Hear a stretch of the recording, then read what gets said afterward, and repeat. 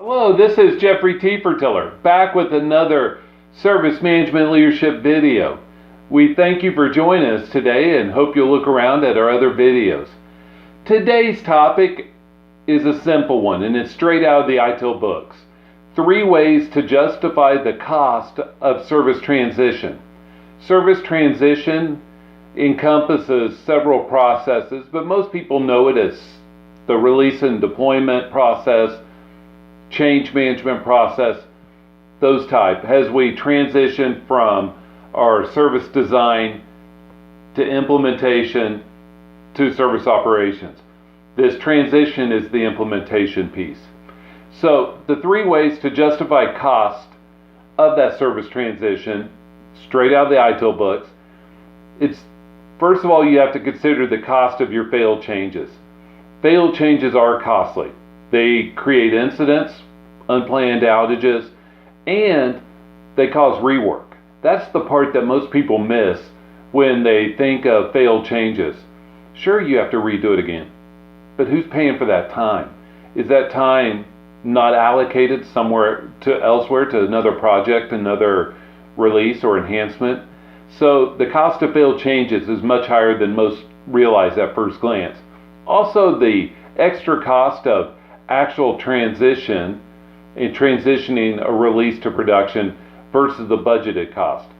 Having your release and deployment process helps you budget costs, helps you with resource allocation, which helps with cost understanding. And so when you don't have that, sometimes your actual cost is much higher than your budgeted cost. Lastly, your errors found in your production testing, your transition testing, maybe they could have been found easier if you would have used service transition processes. So if you don't use those and you just put your changes into production and you don't have that end-to-end service testing, you could have errors, right? You could put things into production that you really shouldn't have. And so I would encourage you to consider these costs, because we do realize that the cost of having service transition isn't zero. But there is a value principle there. There is a value proposition of which it is better to have the service transition and have a higher uptime, higher availability of your services, plus you understand all the costs. One thing I want to add that's not in the ITIL books is the cost of your regulatory.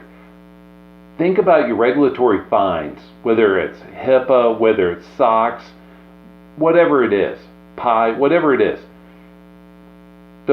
Just having those service transition processes helps you have control, which limits your exposure to fines for these regulatory.